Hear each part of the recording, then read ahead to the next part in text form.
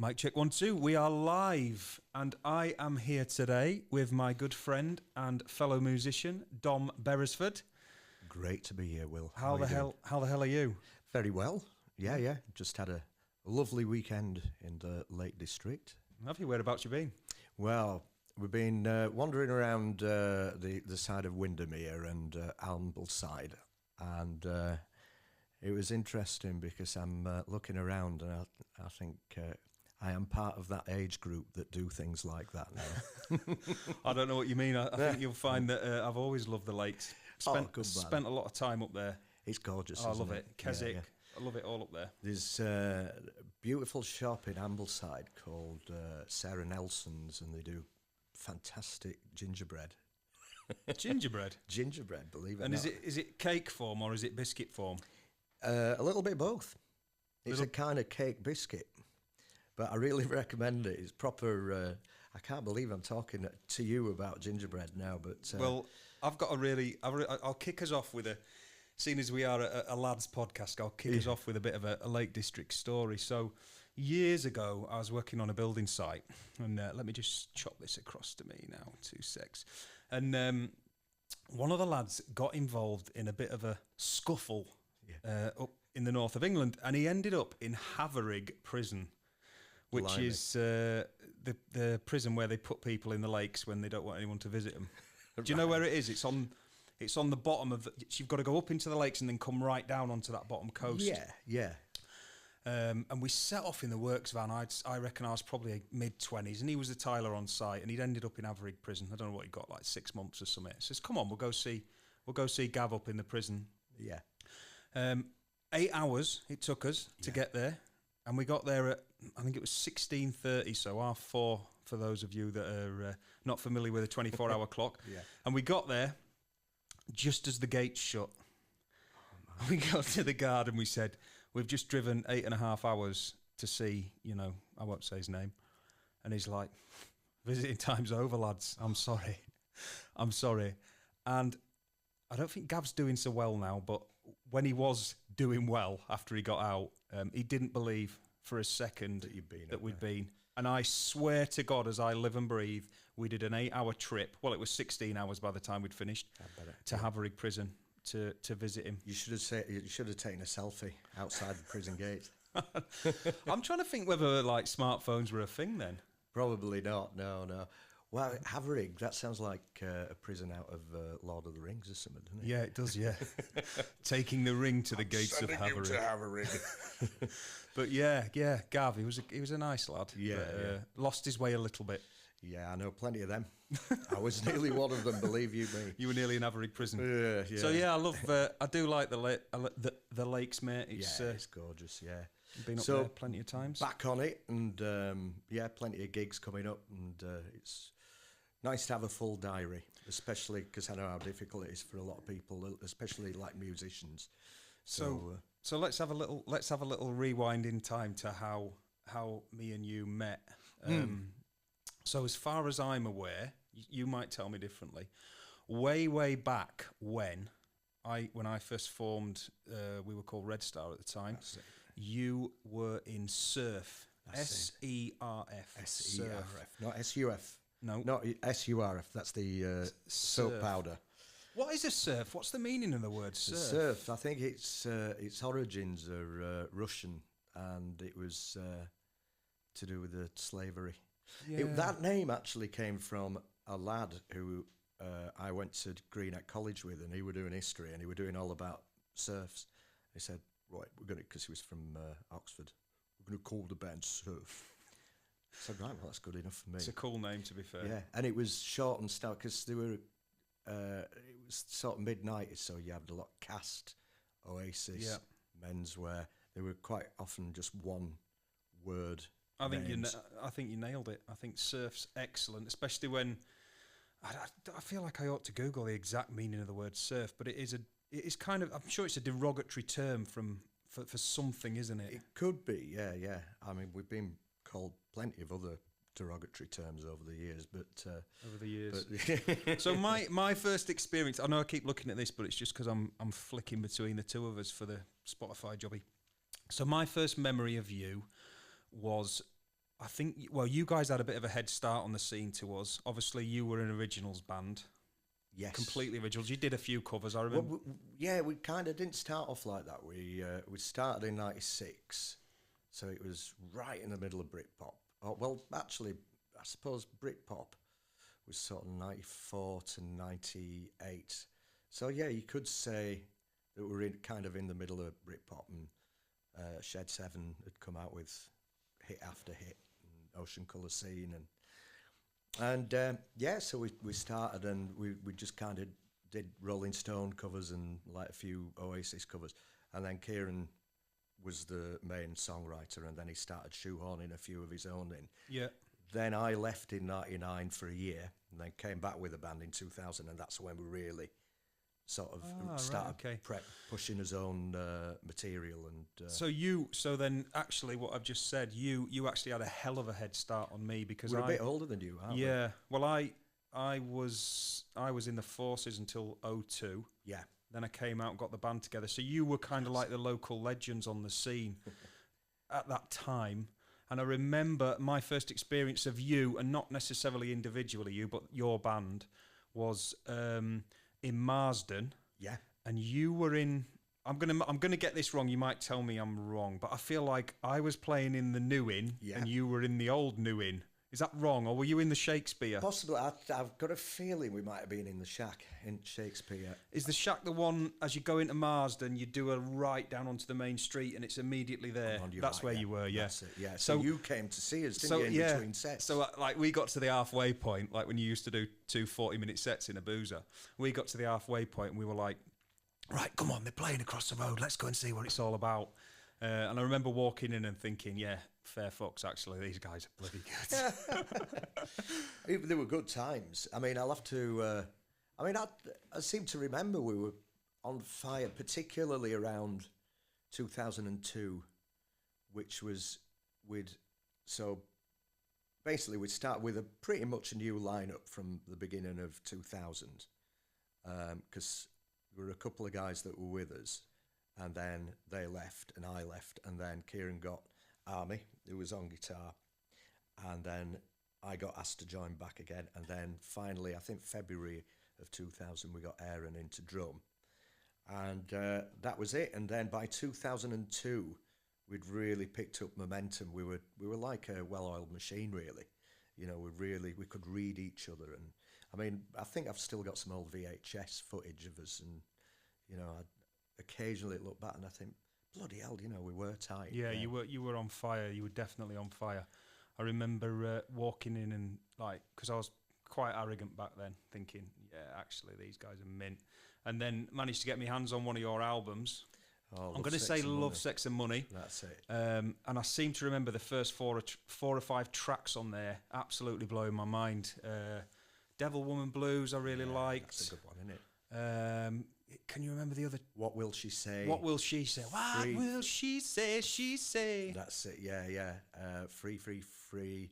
Tell Me Why. That was that was more of a ballad, that one. Yeah, I mean, they were all written by Kieran. I mean, we kind of had a hand in arranging them and coming. I mean, we all came up with his own parts, but the songs, the lyrics, and the melodies were all Kieran's. But they were. I mean, he had been crafting. He'd been honing his skills as a songwriter for quite a few years. Yeah, the songs were great. They really were great. Yeah, it was for, you know, I mean, we did one album, but it was one that I can look back on, and I'll probably play it every maybe 4 or 5 years. Not that often, really, but when I do, it's good if you leave it a while, because it stays fresh. You know, it's like listening to it for the first time. I had it on CD in one of my cars before Bluetooth streaming was a thing, and it absolutely hammered it. Yeah. And then I remember ringing you a few times. Where can I listen to this? Where can I get this CD from? And I think you gave me another copy. Yeah, that's it. We're still, one of these days, we're going to get round to putting it on Spotify and YouTube, but it's getting round to these things, as you know. Yeah, it's because as you know, there's things get in the way, and it is a bit of a. We're never going to make any money out of it, Yeah. And it's a bit of a vanity project. But yeah, we should put them on, because people don't have CD players really nowadays. It's all, everything's just Bluetooth streaming. Yeah, I think it'd definitely be worth your while. Yeah. Just give me 1 sec, because I seem to have lost your camera, so I'm just going to flip that other camera around onto you. Yep, no props. For some reason. There we go. How's that? Let's have a little look. There we go, we've got you. Good man. Yeah, I don't know whether that camera's just died a death while you were speaking, or... Technology's great when it works. There we go, we've got you, Dom, we've got you. So that was my first interaction with you, and then I seem to remember you guys got some sort of deal, didn't you? You got a deal down south. You had something going on, and I was...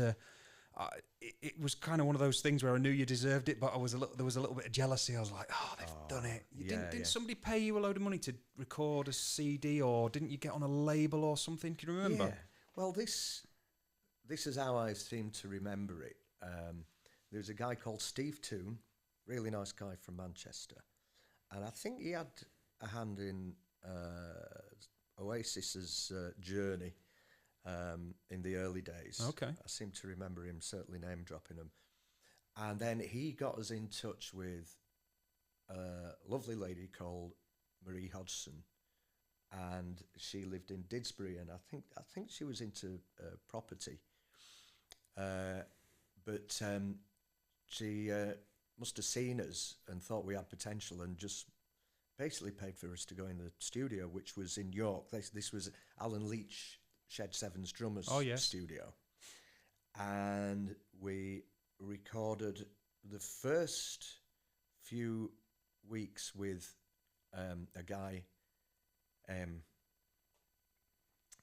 Oh goodness me, my memory's shocking now. But we recorded it with one guy, and then we got rid of him. I mean, he was a lovely guy, but it just, his style of recording really wasn't meshing with our way of working. Yeah. So then we got Fraser Smith, who was the keyboard player with Shed 7, and he produced us, and then everything started running really smoothly and coming together. So that was 2004. Yeah. We got it all paid for, and we were basically, it was a little record label called Electric Records.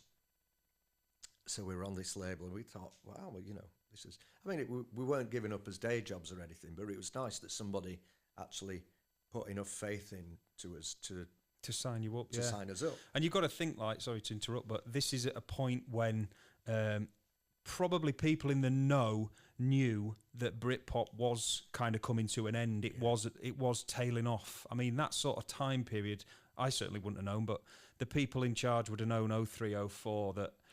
I mean, you've got the Arctic Monkeys, you've got Kasabian coming out of that period of time. So you guys were you were probably a few years too late with it, really, at that moment in time. Absolutely, yeah. I mean, we did, we missed the boat. How it all kind of finished was, I think in about 2006, we had a meeting with a guy called Albert Samuels, and he already managed So Solid Crew, I think it was. And they didn't last very long, did they? It was about 21 seconds. 23, yeah. Very good.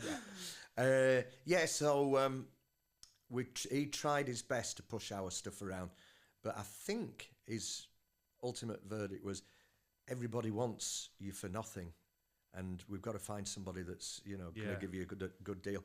And it never happened. And by which time, anyway, we were heading towards 30, or I was, and I just thought, you just felt like you'd had a shot at it. Been there, and we've tried as best, and it's next phase, and the next phase was basically just doing pub gigs and playing covers and making a living out of that. Yeah. And so I never actually see the fact that we never made it in the big time, because, like you say, that boat had sailed anyway. But it was almost like an apprenticeship for what I'm doing now, because it gets you used to conversing with venues, knowing what to charge, knowing how to set your stuff up, and knowing how to, be professional. Oh, yeah. So I just see everything, even to this day, everything that I'm doing now musically is a continuation of being in that band when we were in our teens and 20s. Just absolutely having the time of your life. Oh, man, yeah. And sort of like moving on to what you're doing now, I'm just flipping these cameras around. So you and Kieran, which was the singer in SERF, you really have gone on to make a really successful... I'm smiling when I say it because, like, you were saying you were approaching 30 years old and you kind of took the skill you'd got and turned it into an actual career. And here I am at like 43, and I can't let it go. I'm like a terrier with a bone.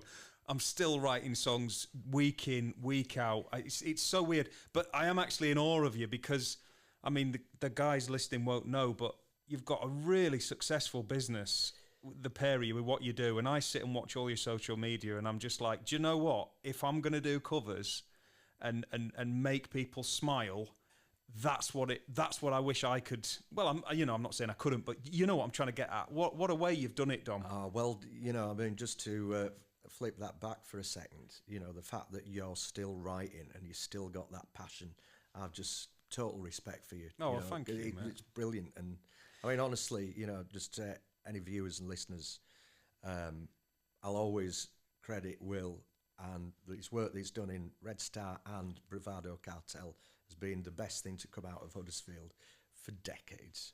And I'm not bullshitting you there. I really do. It's funny, because I know quite a few people that have been to see you, and I always say to them that the one thing that really pisses me off about you guys is the fact that you're not on these big stages like Kasabian and, like big arenas, because that's your music is tailor-made for that. Yeah. It's almost like not pub gigs kind of stuff. It's big out there, Well, big stage stuff. I really appreciate you saying that. And I mean, the creme de menthe, Rodney, of that is when they let me. I'm saying me, like if we were with the lads, they'd be laughing now. But they let me and the boys on that huge stage in the Peace Hall. Yeah. And I mean, that was very much near the end of Bravado Cartel's time. And I mean, my little lad was there, he sat over there in the corner.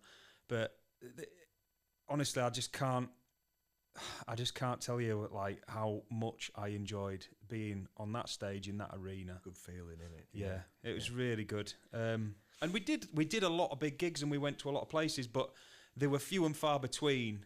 It was very strange existence in Bravado Cartel, because we were getting really big, decent gigs. I mean, we did a few festivals, 4,000 or 5,000 people, and then we'd still go to like the Dog and Duck at Newbury and play to 7 people. Yeah. So it was very strange to be a couple of steps up the ladder whilst at the same time completely still at the bottom of the ladder. Yeah. If I'm explaining myself right. Yeah, I know exactly what you mean. Yeah. Very strange. Yeah, it's that elusive contract that I've just been listening to a book called Tune In, which is about the early days of the Beatles, going from, basically John Lennon's great-great-grandfather right up to 1963. So it hasn't even touched on the recording years and when they made it big. And it's fascinating because you just see the odds are against us all, when you join a band. It's only those really, it's not just one lucky event, it's a sequence of so many lucky events. It's like a pinball trying to, get to the other side without dropping down any of the holes. And to be honest, it's just staggering to see how they made it from being sort of not particularly proficient musicians to ultimately, really tight together. And then all these sequence of events like meeting Epstein and George Martin. I mean, I'd recommend that book to anybody. If you've got, what was that book again? Sorry? It's called Tune In by Mark Lewison. Really, really good book. Takes you about 10 weeks to listen to it because it's about 40 hours long. It's really good. I mean, that's what struck me this summer. We're watching Oasis. Our generation was massively inspired by that band, whether or not you like them. Obviously, the Beatles is before that, but there's only a few people that really get to walk on the face of this planet and fill stadium after stadium after stadium with 80,000 people. And I watch other bands from the period like Shed 7. I know Coldplay have managed to do it, but they've sort of jumped on that. If there was two gangs, rival gangs in the street, Coldplay have gone with that gang and Oasis have gone with that gang, haven't they? Yeah. But there's not many people get to walk the face of the planet and fill stadium like that. It's just not many people. It was interesting listening to Noel saying that his legs went a bit on the first night, because me and George visually saw it. We were there, and it was even for somebody like that who's filling stadiums, but to then fill stadiums and have a bit of a wobble while you're on stage. So it's, I mean, whenever I've gone into a venue, it's funny. Like the more people in there, the happier I am. Yeah, that sounds real. I don't know how that sounds, but if there's more people in there and there's a bigger audience, let's go. If there's 3 or 4 people in there, I just can't wait to get out. And I'm almost shyer. Not that I'm shy, but I'm for want of a better word, I'm almost shyer when I haven't got the crowd. Yeah. I'm almost a little bit embarrassed because I don't know. I know what you mean. It's when you've only got one man and his dog looking at you, you're thinking all eyes in this room are on us. Whereas when you've got this huge sort of arena full of people, the ones at the back will probably be having their little parties with their mates and all that and getting tanked up, and suddenly it becomes like a whole community. Whereas when you're in a little divey pub in the middle of, I don't know, like Leeds or something, like we used to play, and like there's 5 people there, you really do feel self-conscious, don't you? Because it's just by the fact as well that everybody else is looking around thinking, oh, not many here, is there? Yeah. You know, and it's just, you can feel a bit flat. There was a period of time in the early days for me where obviously you're doing a lot of gigs in a lot of pubs where there's not many people in until you get a bit of a name for yourself. And I just didn't care at that point. But almost as the reputation of your band grows, I mean, like I say, we were relatively big on our scene.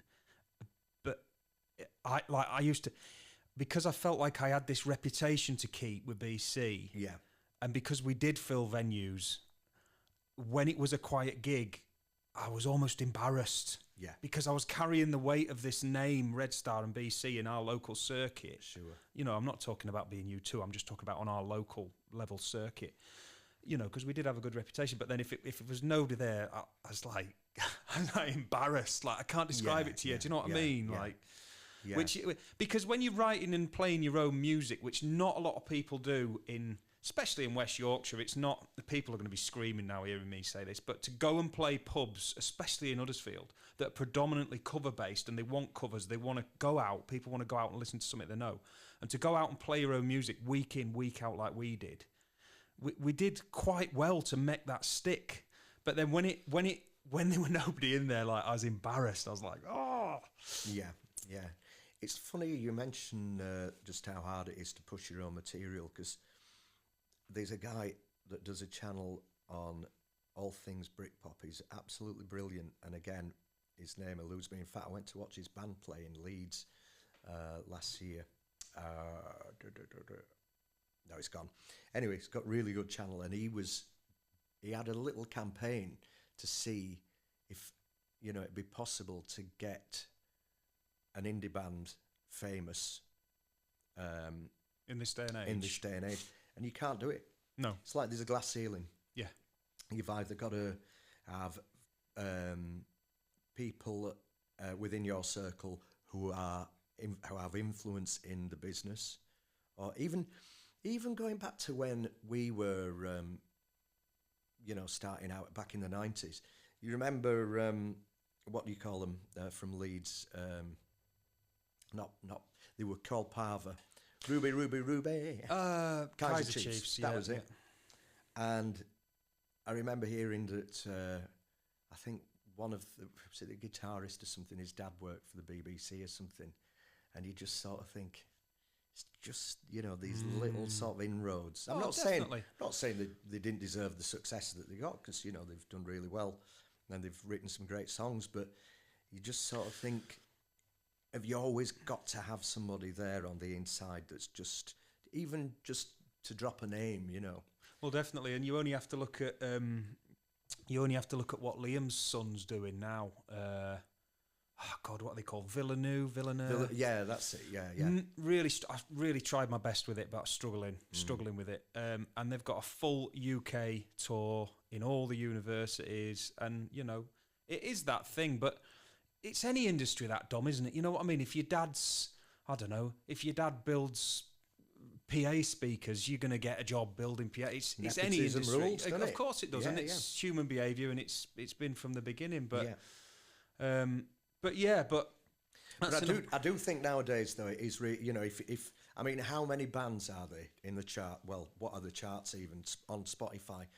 Bands like yours, bands of groups of lads or lasses up on a stage with playing their own instruments, writing their own songs. Just don't happen. None. There's none. And I've been rabbiting on about this quite a bit recently, and it's almost akin to like traditional foods of the poor. So traditionally, food of the poor was like pigeon. Yeah. Chorizo, I think, was originally Spanish donkey, food of the poor, because that's the only meat they could get. I'll have to fact check that, but you get where I'm going with this.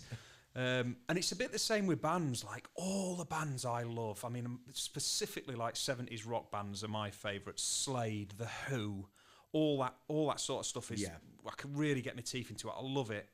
And you look at these people from that period of time, and all the songs that we're still listening to week in, week out on the radio, because there's been nothing for 20 years, and they are all working class blokes. They really are. Rolling Stones are a little bit different. I believe some of them came from some money, but I'm not 100% sure without checking. I think Jagger Hunches were architecture students. A bit like Pink Floyd, you know. But the Beatles, working class lads, the Trogs, the Kinks, all of them. The Who, these are all working class men singing songs, filling venues, and working class people going out on a Friday night to watch a band that they'd never seen before. They've just heard the name of. Let's go and see what they're all about. As opposed to today, where it's, we're not going to there because we don't know the music. Let's go and listen to, you know, whoever singing bloody Bryan Adams again for the 6 millionth time. So it's different times, but it's so sad. But I do believe that it will come round again, and I feel like, especially with the band that I was in, I feel like we were born in the wrong period of time. And I do the same with your guys, SERF, because I'm not just saying it to blow smoke up your ass, Dom. It was a real sort of influence on me, that stuff. If we'd have been knocking around even a good 5 years earlier, we might have stood a better chance. But like you say, I think come sort of mid 2000s, I think that ship had sailed. I think that ship had sailed. Really. I mean, when you think about it, who were the last big rock and roll band to come out that time? Well, Arctic Monkeys. Kasabian and Arctic Monkeys. Yeah. Who's made it from that kind of background since? I can't really think of anybody. I don't even think. I know I'm regurgitating stuff that's been on social media a lot this last few weeks, but there's been loads of people repeating the fact that a band hasn't been in the charts for the last 20 years, is it? Other than the Beatles. Girls Aloud or something like that. You get the picture. Anyway. Yeah.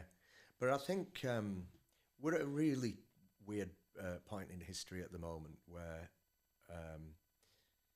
the way that music is disseminated is totally different. I mean, nowadays, I know a lot of my friends' kids are looking at TikTok and getting song ideas from TikTok, and it's a few seconds. It's like almost like a ringtone.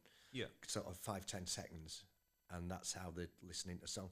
This is why I don't think people listen to albums in the same way. No, but it's just the way, you can't fight it.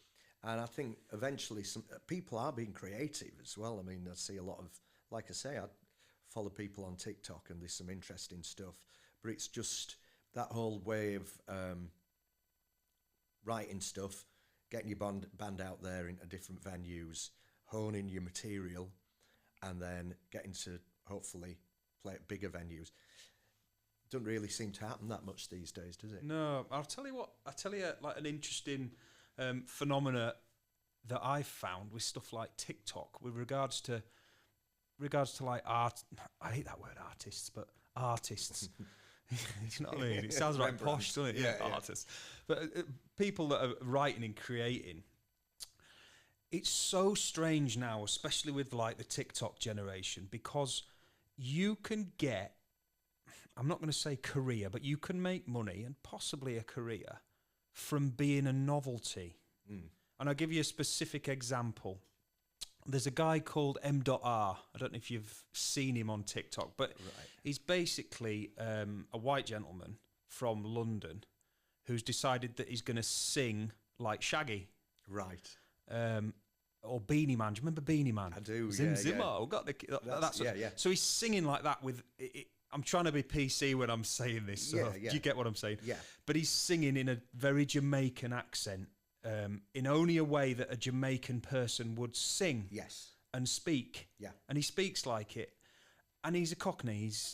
There was some footage of him circulating before of where he was just talking normally with a Cockney accent. Yeah. And now this whole character he's built is this white Jamaican, basically, even though he's from England. It's very strange. But he's crafted himself this, I don't want to use the word career, but he's got where he wants to be, where he's now filling venues. He's regularly travelling to Jamaica and playing to huge crowds in Jamaica. They've sort of accepted him. Yeah. And it's all over TikTok. But it's the most, I'm not going to say it's awful music, because music is subjective, but it's like very specific Jamaican music that you would listen to in a dance hall in Jamaica and understand if you'd come from that language and that way of speaking. Yeah. And he's been accepted now. And it's, initially when he was doing it on TikTok, he was ridiculed. I mean, it was one of those guys where you'd go to the comments and the first thing that had come up would be, I'm just here for the comments. Yes. And it was just ridicule. And he's just kept going and kept going and kept going and kept going. And he's actually made it work. And he's got where he wants to be through being a novelty and not giving a shit, basically. I think it's a case of holding your nerve, isn't it? Really, yeah. And if you just sort of, if you're true to it and you ignore all the haters and just keep, really pushing it, then obviously, and I think it's also been accepted by the right people as well. I wouldn't necessarily call him this. I don't feel like I'm in a position to decide whether he is or isn't talented, but I wouldn't necessarily call it talent that he's got. I think he's filling venues through the novelty fact of what he's done. So it's like a social media... Yeah, it's a frenzy. Yes. Now, the longevity of what he's created, I'm not too sure about, but there's another guy doing a similar thing in Manchester, Piers O'Brien. I don't know if you've seen him. And he's absolutely... In fact, I'm hopefully going to get him on the podcast. Oh, right, yeah. But he's absolutely sure that he is the next biggest thing since Oasis, Ian Brown, and he will regularly tell you. Yeah. And he started off, and again, it was the same thing. He got a lot of stick in the comments, because it was like, is this guy actually serious? But he's been so persistent with what he's doing. He's ended up getting crowds in pubs to come and watch him through it being a novelty on TikTok. Yeah. And it fascinates me because it's like, wow, am I going to sit here in judgment, or do I mean, I know I'm 43-year-old now, but do you know what I mean? Like, my brain works a little bit differently. Rather than sitting and ridiculing somebody like that, I'm like, hang on a minute, you're actually getting somewhere with this. Yeah. And I spent 20 years and didn't get as far as you've got. Exactly. And it's like, Yeah. Now that you see, this is the transitional period that we're in now. So the next generation are finding their way to become a hit. So, disregard all the charts and all that bollocks. That was years ago. Nowadays it's TikTok. Yeah. And it's Spotify plays. And if you can find a way to harness whatever you've got to sell and make it become a TikTok sensation or I presume it's TikTok, really. That's the big thing. I think it's predominantly TikTok, yeah. Nowadays, I mean, and that'll change within the next 5 years. Definitely. There'll be something else that'll be the next big thing. But it's interesting to see the younger generation now. And like you say, don't ridicule it. Just keep an eye on it and watch them. I find it fascinating to see how people are making a success out of social media. And because, I mean, I set up a YouTube channel just around COVID time, just teaching people how to play ukulele. Because I had nothing else to do. What do you do, when you sat at home? And I don't drink, so I couldn't get pissed like a lot of people that were furloughed. Oh, I had a great time. It was sun shining. I'd go out and, I'd get a bottle of wine and get pissed. There were none of that for me, so I thought, well, I've got to do something. I couldn't go and teach people. I taught a few lessons on Zoom, but so what can I do? Well, set up a YouTube channel, and I think there's about, how many subs has it got now? About, not many, about 5,000, but that's a nice little community. I mean, it is a very niche kind of thing, the ukulele anyway, and I think the uke now has probably hit its peak a few years ago in popularity, and now that novelty's sort of wearing off a little bit. Frank Skinner were blasting about with one on the telly. I saw him play the uke quite a bit. He's really good, actually, Frank Skinner. Yeah. But no, it's just interesting just watching this up and coming, like the Gen Zs now, just how they negotiate the way through social media, and how a lot of them are making a lot of money. Yeah, out definitely. Of it, and that's where we're at. I tell you what, I had a really disturbing thought, and I'm probably a little bit behind the bus with this, but I just thought the other day, I've listened to loads of stuff and loads of people banging on about how artificial intelligence is going to get rid of people's jobs. They're even talking about lawyers and solicitors now are going to lose their jobs because you can literally just ask Siri or whatever that's hooked up to AI what the law on, my ex-wife nicked me pigeon, but I want custody or whatever. And I sat there and I was thinking, God, all these jobs. And then all of a sudden I thought, well, I am quite a prolific songwriter. I'm always writing songs. I was writing songs this morning on the way in. It's just a fire that burns inside me that I can't stop, even though I've made zero money from it in my life. Yeah. And I just thought, do you know what? I'm sat here listening to all these jobs that are going to be, redundant. But actually, songwriters are going to be redundant. They're going to be redundant because, you know what human behaviour is like.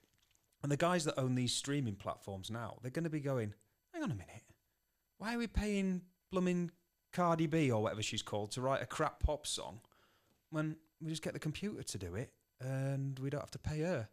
And everyone will still listen to it on Spotify anyway. I've seen people doing it as well. People that have got social media platforms, and they want a jingle, and they want it in the style of, I don't know, Kiss or something, and the jingle's about the whatever, like buying a bag of chips from fish shop.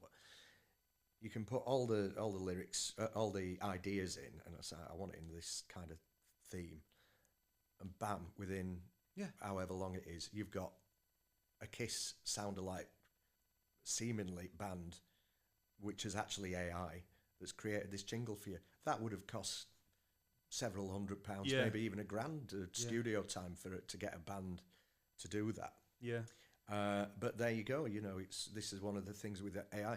Now, this is a weird one, and nobody believes me, obviously, because I could make any old bullshit up. But when we were in the studio back in 2004, when we were recording the said album, Love, Sex and Money, and Fraser were there, I remember this, and Kieran backs me up. He remembers me saying this. And we just sat there at the desk, and I said, can you imagine one day, maybe in about 20 years, they will come up with a gadget or a program whereby if you wanted to write a song in the style of Liam Gallagher or Frank Sinatra or, I don't know, John Lennon or whatever, you write your song and then sing it, but then put it through this process and it will make it sound like Sinatra or John Lennon or whoever. And I was saying that'll happen one day. I can see that happening. Basically, I would predict it AI, and then because when did the Beatles come out with Now and Then? Was that a couple of years ago? I'm going to say so 2003. Yeah. So 2023. 2023. Yeah. So, and I remember thinking, because what they did with that is they separated John Lennon's vocal from an old dodgy tape recording that he did with. They finally got the technology to be able to do it, didn't they? Basically, yeah. So they did it. So you could say that the Beatles were the first to use AI. Yeah. But I do remember sort of thinking, it'll be possible one day. But one thing that I didn't think about was how people would react to it and the repercussions on the rest of, like you said, with songwriters and musicians, because as you say now,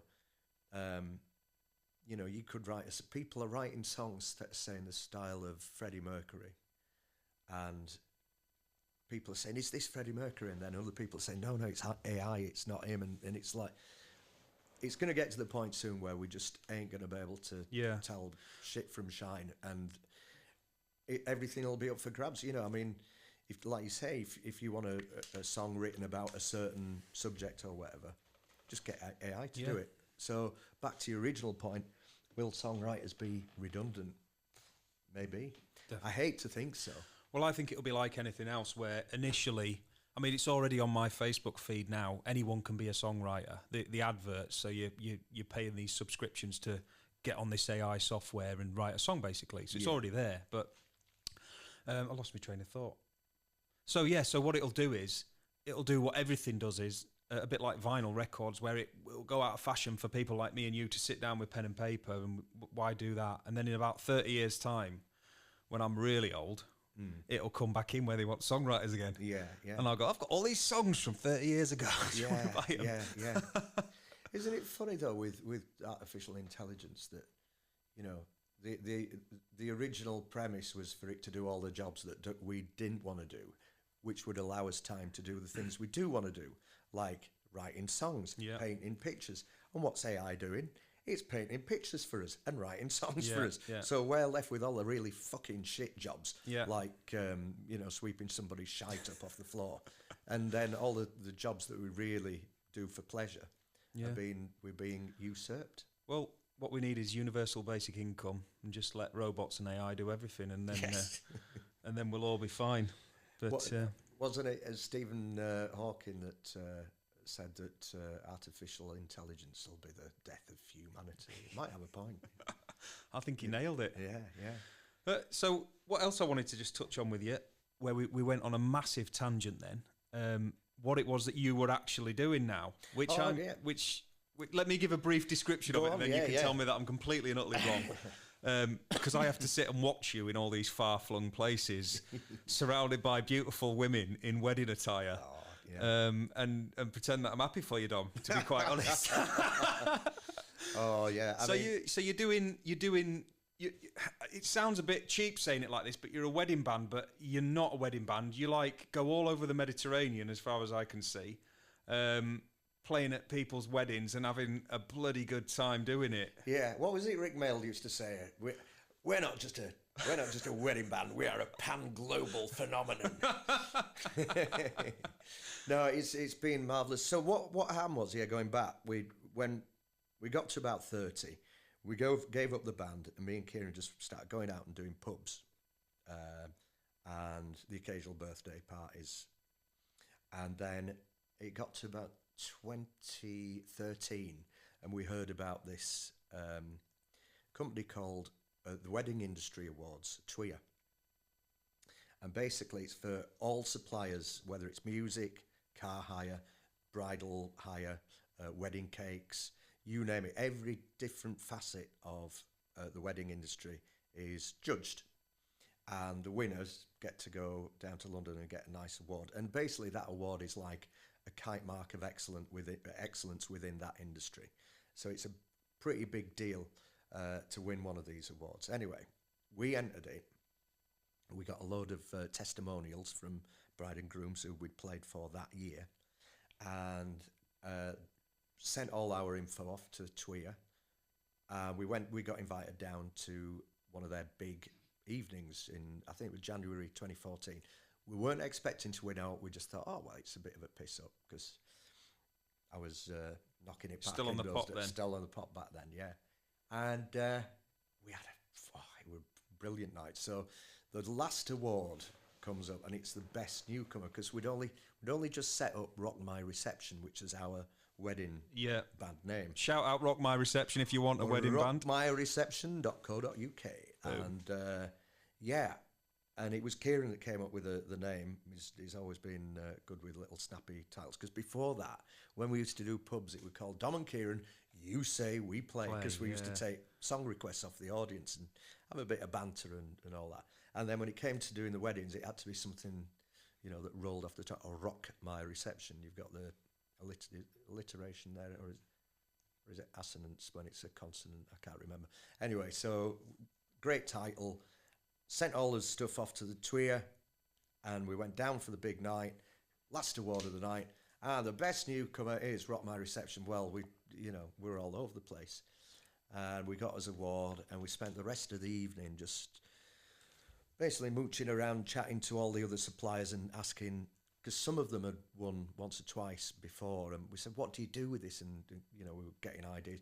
First thing we did was get in touch with the local radio, the Yorkshire Post, I think, and just sent off press releases. And with all that exposure, the next year we got 70 weddings, which was... Smashed it. Yeah, absolutely smashed it. From doing maybe, I don't know, like 10 or 20 to getting up to 70 weddings. So we had a really bumpy year. And we're still riding on the coattails of that award to this day now.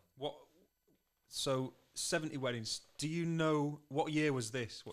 So that was 2015, so that was 10 years ago. 10 years ago. Yeah. And then what was great was the year after, we happened to do a wedding in Liverpool, right on the front at the Titanic Hotel. And there were a couple of lasses who were the photographers there, and we were playing. And when it came to our break, one of the girls came up and said, would you be able to play at my wedding? I'm getting married in Croatia.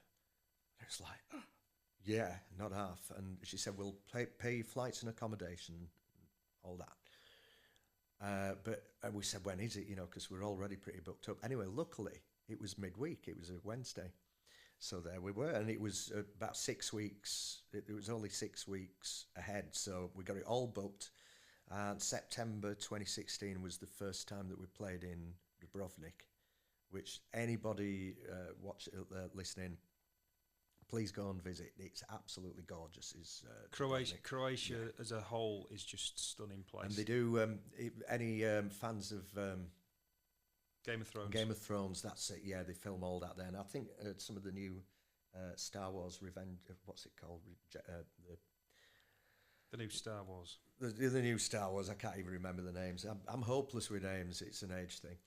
But yeah, they film all that there. Beautiful place. And then since then, we've been back.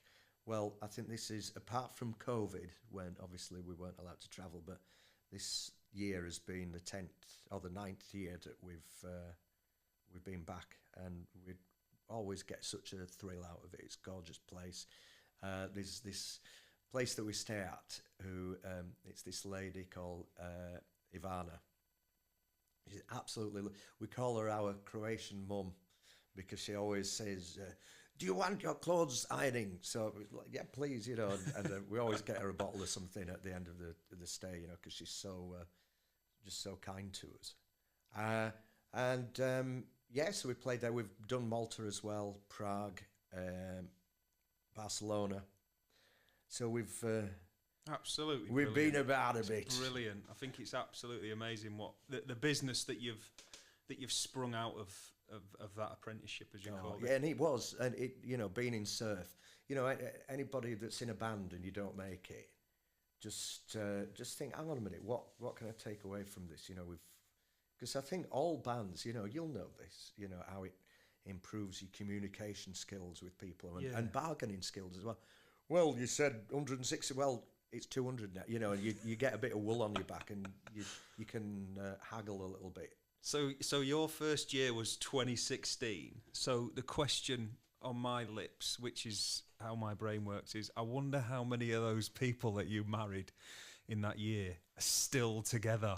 Wouldn't that be an interesting statistic to find out? 10 years down the line? Yeah, we've actually discussed this, and you can only go by the couples that you actually meet, but there are one or two that we've actually played the second wedding. So, you'd have thought they might have thought, we're not booking them again, they might have jinxed us, but no, it's like, Can you do my wedding? You did me first. When was that? 10 years ago. All right. Well, yeah, all right. That's brilliant. That's brilliant. Yeah. And as somebody that's been best man for the drummer 3 times, I can testify to what you're saying. Yes, yeah. Marriages are so fleeting these days, aren't they? I'm beginning to think that anybody that asks me to be best man is jinxing their wedding, actually. But no, there is one that's still together after quite a long time. You see, you've got all this experience now. You're going to be a perfectionist at writing speeches. Well, that's it, yeah. Or do you rely on AI for speech? No. Do you know what, Dom? So the last wedding I went to was the last wedding I was best man at was my drummers from BC, and the wedding was in Crete, and I painstakingly wrote the speech, and because me and the drummer had been together 20 years, I mean, he's an animal, Shane, he won't mind me saying. I love him to bits, but he's an animal. He is. Bless him. I painstakingly, right, bearing in mind it's me drummer and we've written all these songs together. Well, I say I wrote the songs and I allowed him to play in the background, but I painstakingly wove lyrics into the speech. So like one of our big tracks was Stand Up and Be Counted. So I can't exactly remember, but it was summit, and make sure that you stand up and be counted at your wedding, Shane. I did all that kind of thing, which I thought was really clever. And it went down like an absolute lead balloon. It crashed and burnt. Oh, no. To the point where it was just, I don't know what went wrong, because I'm usually good at stuff like that. But yeah, it crashed and burnt. But the bride's brother is a super cool guy, Sam. And he's actually got some really good comedy going on his social media at the minute. But he's like a master script writer, done some writing for the BBC, for the guys on at Number 9. Is it called at Number 9? Oh, yeah. You know what I mean, don't you? Inside Number 9. Reece Shearsmith and Steve Pemberton. He's had something to do with the BBC and that sort of stuff, I know. But he's doing really well anyway. He's a lovely chap. But he'd written this speech and he just absolutely wiped the floor with me. Oh. But I'm not somebody that gets embarrassed, and I couldn't really give a monkey's. But I was more surprised that my speech went down so badly. But then thinking about it, it's probably only the band members that knew what all the song titles were that I'd woven into the speech. That's probably... Well, you know what? I heard just recently that Paul Banks, the guitarist with Shed 7, at his wedding, I think Rick Witter might have done the same thing, interweaving song titles in the speech. So, I can't remember whether it might have been 2 or 3 years ago, but it was a good idea. It was just... You tried it. It did work. You've got to try these things, haven't you? No, it's an interesting one though. How many marriages are still together? I would probably hazard a guess at maybe. See, I've got 60% are still together and 40 have split up. So you're that's and I've no way to verify that statistic. It's just a feeling. I was going to, off the top of my head, I was going to say 50, because I just think this is really not a good thing to be saying to somebody like yourself, but I just think that most of these weddings now, there's no like weight behind them. They're just, people are getting engaged within 30 seconds of blooming meeting each other. Maybe, and also they've really sort of upped the ante since social media kicked off, because we've certainly noticed, especially when we started, when was it, about 2013, that we really started doing weddings, and they've just been getting bigger and bigger. And some of these venues you go to, you think, bloody hell, this is like a royal wedding or something. Yeah. It must cost a fortune. But yeah, I think social media's really kind of, there's a bit of keeping up with the Joneses. It's like, oh, have you seen Laura? Yeah, have you seen her wedding? Oh, we could do better than that, and there's one-upmanship kind of thing going on. I think I think pre-COVID, I think the average cost of a wedding, was it like 25 grand, I think? Sort of like 2017, 2018. I think that was sort of the average cost of a working class wedding. Yeah, I think it's gone up to about 30 grand now. Has it gone up? Yeah. This is what you read. I mean, I mean, some people really like to sort of cut back and just, it's about the day, and it's not about the grandiose sort of how many people you can invite. And, I mean, some people really go for it, whereas some people just have a really sort of stripped back budget version, and basically all they're worried about is having the name on the certificate, and so they can get the money when they get divorced. Exactly. Yeah. Have you ever been married, Dom? I've never been married. No, I'm like I always sound like a butcher that doesn't eat meat. You know, I'll play at anybody's wedding, but I'm not. It's just I've just got all the stuff to spend my money on. That's you and me both. Actually, I'm not being married myself. So what else have you got going on other than flying around the Mediterranean, entertaining thousands of young ladies? Well, you know what? Just to touch on that subject, it's weird now because just last week I went 48, and Kieran's a few months younger than me, but we are both sort of creeping towards 50, and it's interesting because now we're noticing that some of the bride and groom's parents are more closer to our age than the bride and groom, but they still keep booking us, so we must be doing. Doing something right? Would I be right in saying that you did always prefer the older lady? I think that is an assumption which might hold some truth there. I think it could do. I think it could do, Dom. I'm saying no more, but thinking about it, it's funny actually because I do a lot of care homes nowadays, and a lot of people say, "What are you bloody playing care homes?" I absolutely love it because I get to play 50s, 60s rock and roll, and you think about the demographic. A lot of people that are in the care homes now are in their 80s. Well, how old would John Lennon have been? 85 now. Yeah. And Elvis would have been 90. So all that kind of music is right up their street. And I was doing a couple of care homes last week. It was on my birthday, and I got a lot of kisses from nonagenarians, which was lovely. You know, I mean, these days, I'm open to all offers. If a 90-year-old wants to come and give me a big smacker on the cheek, then that makes my day. What if she wants to take you back to a room, to a care room? Well, then I make a swift exit. Yeah, I often say, some at care homes that are playing, I think, I might as well book a room here or something, because sometimes I feel a bit. It won't be long, But so who's your favourite? Who's your favourite band of all time? Who's your absolute go-to favourite band? If you had to go on a desert island now, and let's say you were allowed one CD. One CD. You're always contentious when you come out with this, but it's got to be Revolver, Beatles. Got to be the Beatles. It's a lot of people probably find it boring.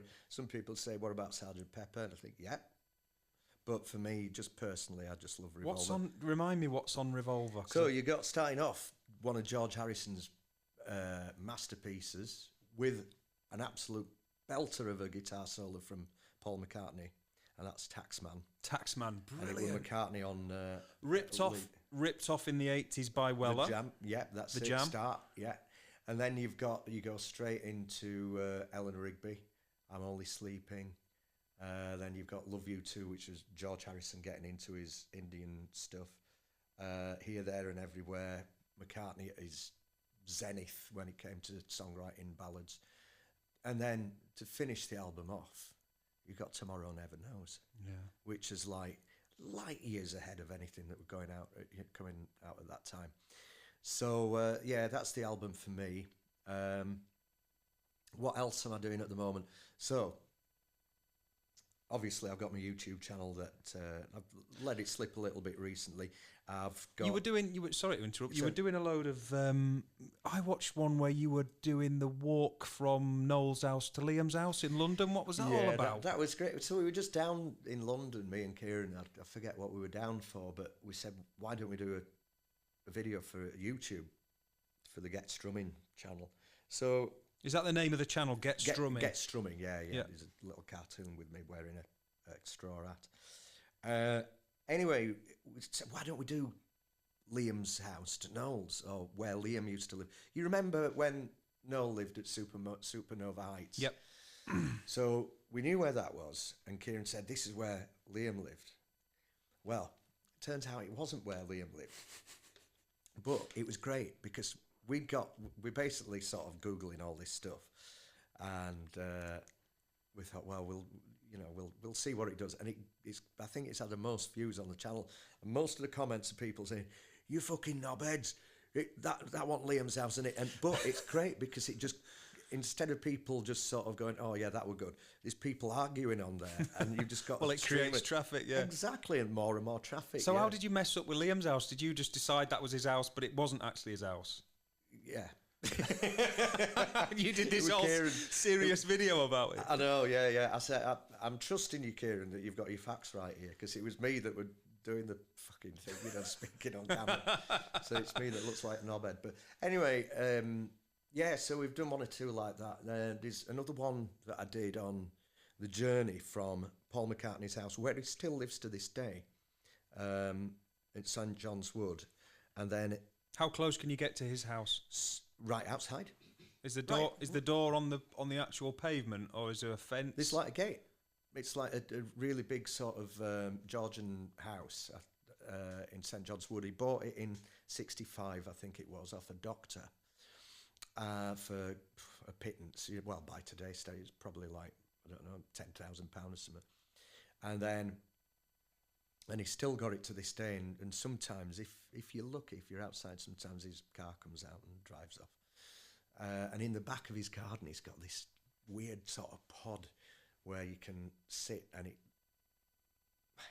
almost looks a bit like a weird greenhouse, but it's like a dome shaped kind of thing, and you can sit there and get stoned. Well, that's what he does. He took Noel Gallagher there once when they were having a party. He had a party at his house, and said, "No, I've got something to show you."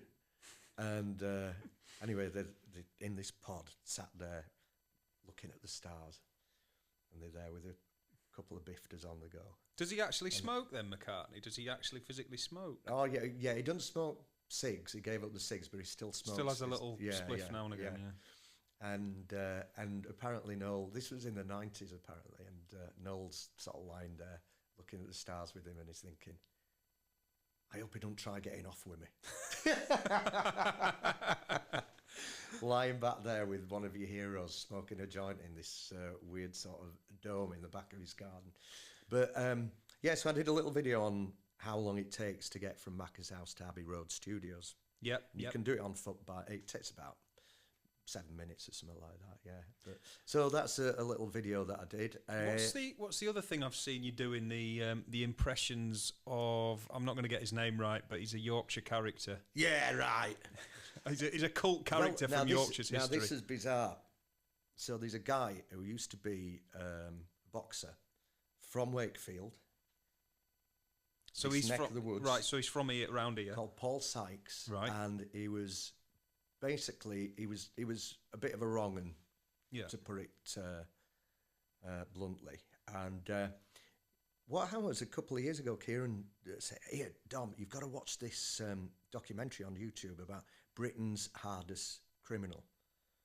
I thought, why do I want to watch that? Anyway, I watched it, and it's a bit of a cult masterpiece. It's on YouTube, and basically was this 6'3" bloke with a moustache. It looked a bit like an old-fashioned sort of coal miner, and built. And he spoke like he was an old-fashioned coal miner. Yeah. So if you put Paul Sykes into social media, he will come up. It's like he's a cult. He's almost like a cult. It's like a cult thing now, isn't it? It is. There's a lot of material on there. A lot from that documentary that came out, and I think it was about 1989. Obviously, people have edited it chunks out and posted it on TikTok because he was so good for a soundbite. People had asked him a question, like the producer of this documentary was sat in his garden. This was just after he came out of prison for GBH or something. He was not a particularly nice person, to put it lightly, but he had this weird sort of. He was actually quite erudite and quite an intelligent guy. And in fact, he wrote a book while he was in prison called Sweet Agony, and it was about almost like his life story in a way. Right. And you can tell the guy had quite a bit of academic propensities. He was quite capable. Leanings. Yeah, he was, I think out of everybody in the prison, he'll have been a bit. I think he ended up getting umpteen GCSEs and A-levels and degrees in sports, and he'd even be able to tell you which bone he'd broken when he belted you. You know, it was funny. Yeah. He was a genius, but he was a nutcase. Nutcase, yeah. So anyway, I watched this documentary and I started doing one or two voice impressions of it. You know, it's like, I'm a wonderful citizen. How do you think I got this house and where I'm living now if I wasn't? They give me this council. This is the best little city on earth. How would I know? I've been everywhere else. I'm here now, right on the family patch. Yeah, I know what it is. Nobody can tell me anything. I don't read Daily Mirror and Sun. I go and have a look. And I've swum on the Ivory Coast. It's sharks. Not shark infested, but not locals go paddling. Yeah, I swum it. And he goes, it's basically... Is there any truth to his tales, though? Or is he just waxing lyrical? He's just making it up? When you listen to it, you just think, God, this guy's an utter weirdo bullshitter. But apparently, there are elements... He did swim across the Straits of Johor. The Straits of Johor are about half a mile across, and the sharks are tiny little baby sharks that you know, nip at your feet. But the way that he embellishes it, I mean, he was a great one for you know, romanticising, and he told a good yarn. He never let the truth get in the way of a good tale. Story. Yeah. But so anyway, I started doing these impressions on TikTok, and all of a sudden, the sharks one where he's ranting in his garden got up to 230,000 views. You know, it's like, bloody hell. In fact, and then I got in touch. It was the author of the book, Jamie Boyle, because he's a guy from Middlesbrough, lovely guy, and he's a working class lad, and he's really worked hard at writing all these books about. It started with Paul Sykes, and then he's worked onto other books about other boxers and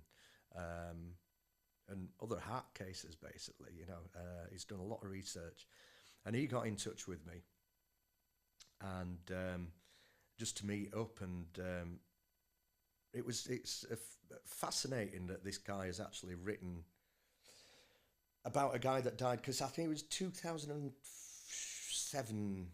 Paul Sykes passed away. He sadly, weirdly enough, we're actually on the Thorns Park estate here. We're on the own patch. We're on the family patch. Family patch. He was from Lupsit, which is an estate. Which is 2 seconds away up there. Just up the road. Was it from Lupsit? Yeah. And he became, it's a sad tale, he basically became an alcoholic. And from about 2000 to 2007, he just literally used to wander the streets around here. And sleep in Thorns Park. Oh, right, so he was of no fixed abode by this point. Yeah, and the thing is, because he'd been such an arsehole and a bully to a lot of people, then the kids and, you know, of the people that he bullied then took it upon themselves to, I don't know... Give him a bit of shit. And by which time he just wasn't... He wasn't able to handle himself. He got arthritis. And the drink and stuff, yeah. So when they say, we just kicked the shit out of Paul Sykes, it's like, well, you haven't. You've kicked the shit out of the shell of Paul Sykes. Yeah, that's it, yeah. But I tell you what's interesting. I know that you... In fact, I think I've had you on the phone to my mum, which sounds wrong, but anyway. I know that you... have done a bit of the history, just talking about old Yorkshire eccentrics, because you may or may not know this, Atticus, but I come from a family of eccentrics. So let me get this right now. If I'm wrong, correct me, because I know you know what you're talking about here. Hi, Burton. Yeah. Yeah. My grandfather is buried in the churchyard. My mum's dad. And he was is the George at Highburton, where the church is? In fact, it'll be Kirkburton. Kirkburton Church. So Kirkburton, yeah. So my granddad was the rag and bone man in Kirkburton. I'm going to say, well, when my mum was a kid, so it would have been in the 30s, 40s and 50s, I would imagine. Yeah, and he was renowned in that village with the horse and cart, and he was an avid collector. So you watch these TV programmes nowadays, and you can't get in the house because the house is just absolutely full. Well, he just collected and kept everything he came across. I really want to say his name. That's really embarrassing that I don't know his name. I do know his name, but I just can't bring it. It would have been Rowe anyway. WROE would have been his surname. Jim Rowe. And he's. I mean, I would imagine a lot of the people have died off now because my mum's 80 and that was her dad. But he's in the. Your mum 80? He's in the churchyard up there. Yeah. And my mum's brother, which was his son, Ernest. He was renowned. He was a renowned. Ernie Rowe was a renowned. Like I can see your eyebrows going up. Have you heard of him? He was in the whole of Huddersfield. He was a renowned hard man and drinker. Is that your? Hang on a minute. Is that your? That's my uncle. Your uncle. Do you know? Have you heard of Ernie Rowe? Ernest Rowe. This is This has blown my mind. Do you know him? Do you actually meet him? I never met him, but a friend of me and Kieran's granddad was called Harry Hutchison, and he was a painter and decorator in Huddersfield. Yes. And his best mate was Ernie Rowe, and he was an absolute nutcase. I think he had a gun in his wardrobe or whatever. I mean, a proper... My mum will absolutely hate me for saying this to the entire world and 70,000 Green Attic followers, but he was... For me, he was I was fascinated by him. So I was probably about 14, and he was a local... He was a drinker. He was in all the pubs in Huddersfield and West Yorkshire. Yeah. One of his favourite tricks was to bet everybody that he could get 2 or 3 pool balls in his foreskin. That was his favourite thing to do. But I hope my mum's not listening to this.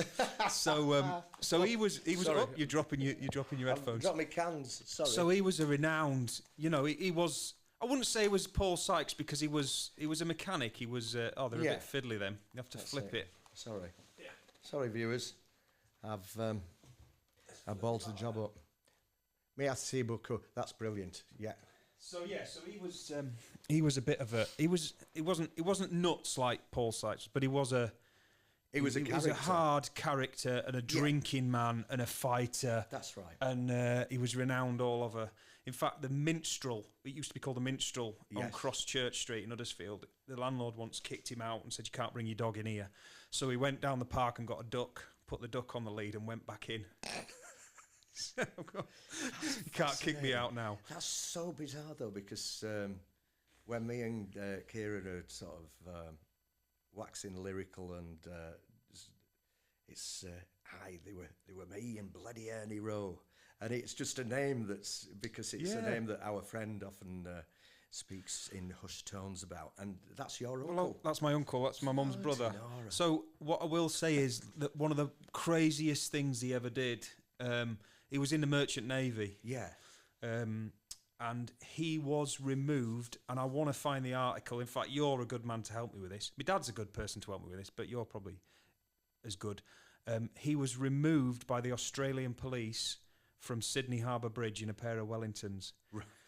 His ship moored in Sydney, and he got absolutely hammered and then climbed Sydney Harbour Bridge. He never jumped off, but he was coaxed down by the Australians and then deported, sent home. God. What year was that then? Oh God. I mean, I wouldn't even have been born. That would have been probably in the 60s or 70s, I would imagine. You can get me a date and I'll see do if a bit we can of find research it. At the and archives. Then one of the other legends that my mum's a bit shady about, he had something to do with either killing or hurting a police officer.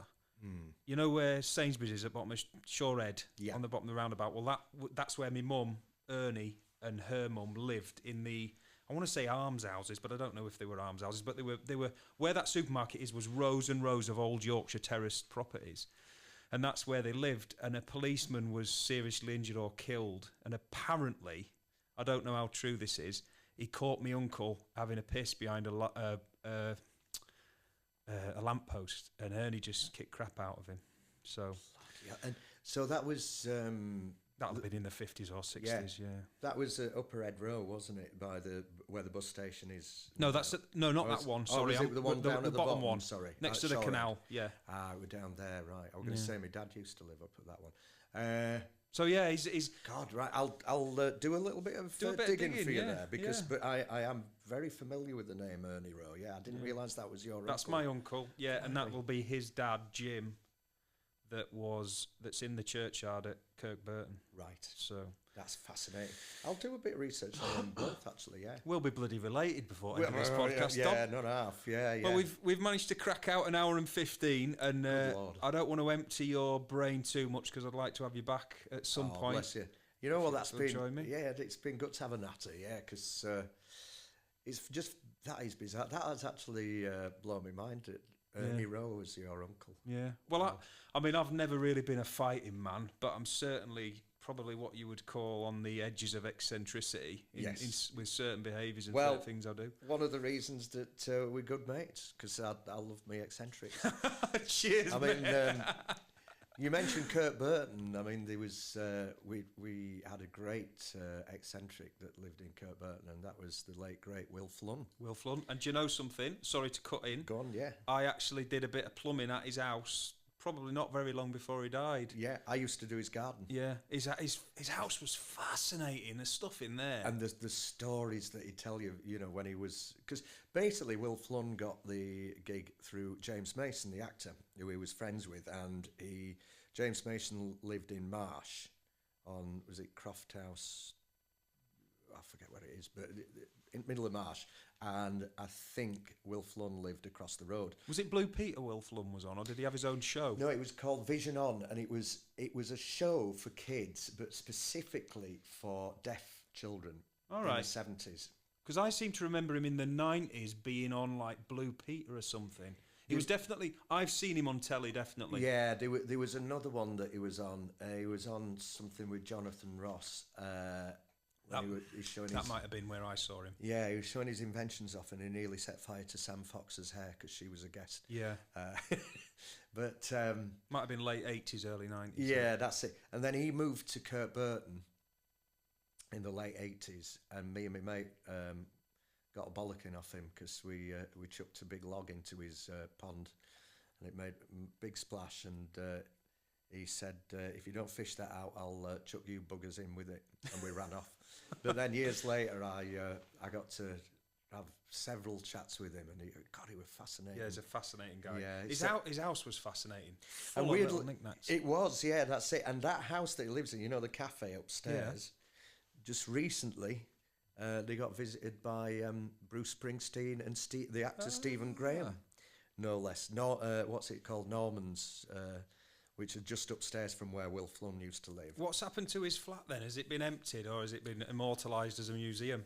No, I think he's. I guess his family have probably taken all sold his it gear. now, yeah. My big regret is that I never did an interview like this, because I had so many opportunities, but I never did it. You know. Also, the opportunities you had with the guy at the top, the real eccentric that married his dog.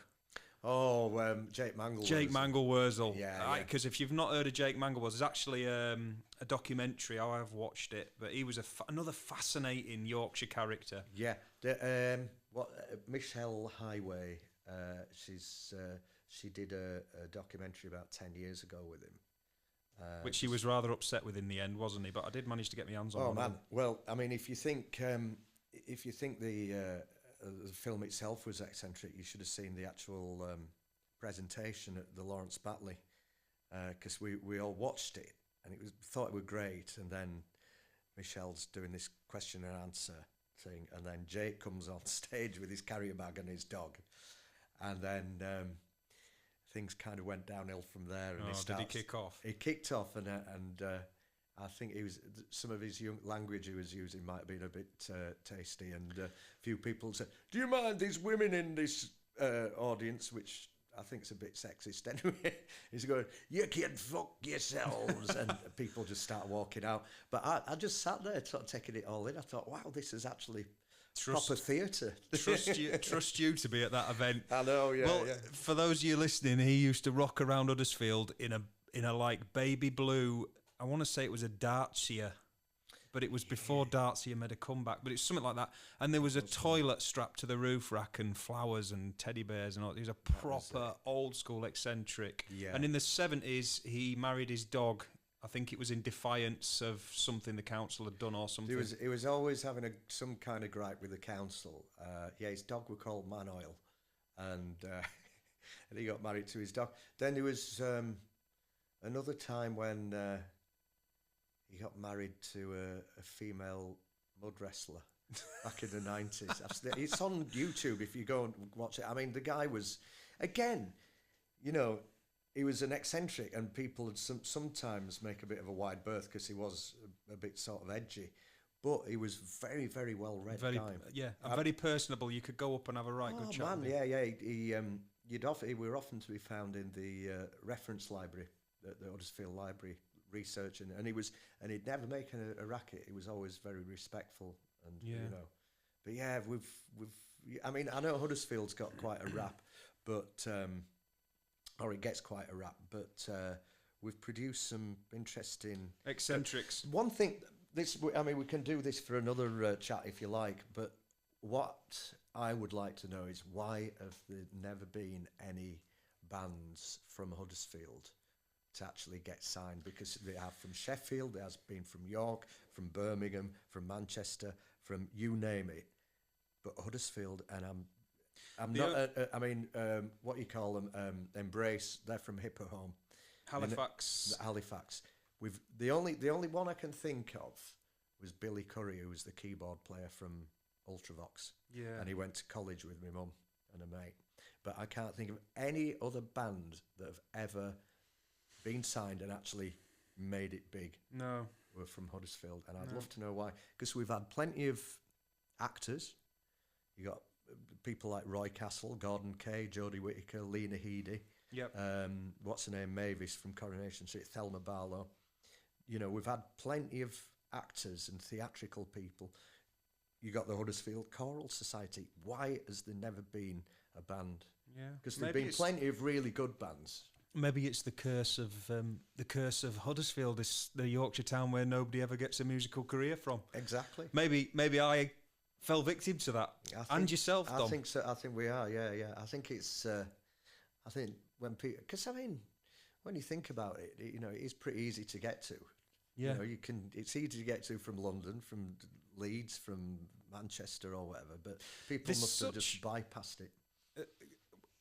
There's such an onus on cover bands in this town. That's the only thing I will say, and I probably do say it with a little bit of bitterness in me, if I've got any in me. But you've got that right. It's your right to be bitter. There is a little bit of that, and if I could go back and say to my younger self, or indeed your younger self, any advice, I would say, do not waste your time with an originals band in this small Yorkshire town, because they just want Brian May.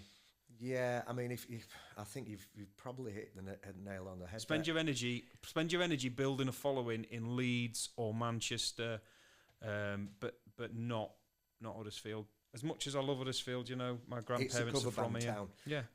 Don't get me wrong. There's been ample opportunity to make a living in Huddersfield with playing covers.